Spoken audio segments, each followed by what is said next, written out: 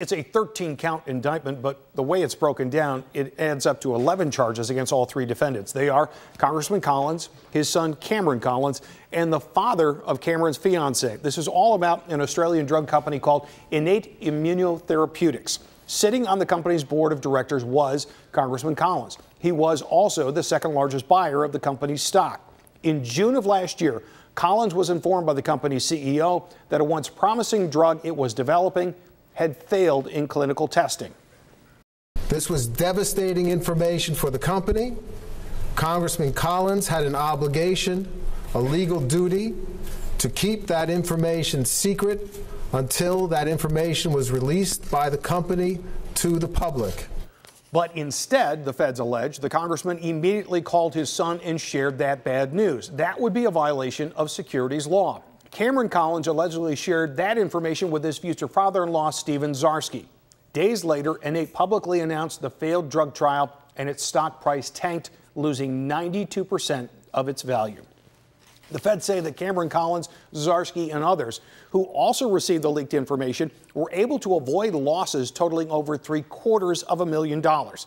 Congressman Collins appears to have sold off none of his shares, but again, is accused of passing along information he was legally required to keep secret.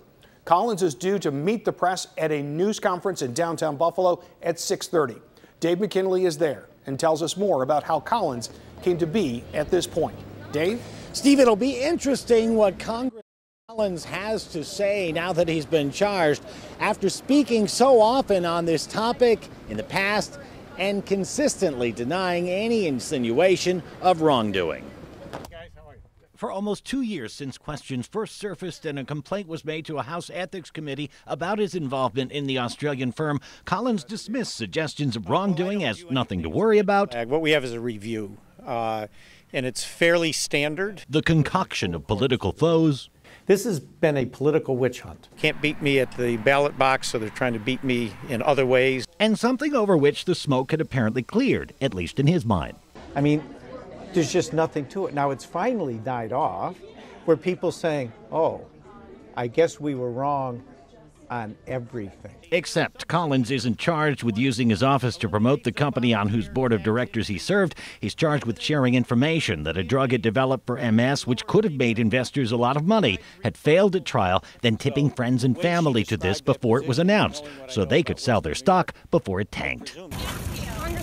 That's what landed Collins in a Manhattan federal courthouse facing charges of insider trading and lying to the FBI, and where he pled not guilty this afternoon, and his bail and that of two co-defendants was set at $500,000 each. He offered no comment while leaving after being ordered to surrender his diplomatic passport and any firearms. Collins is due back in court on October 11th.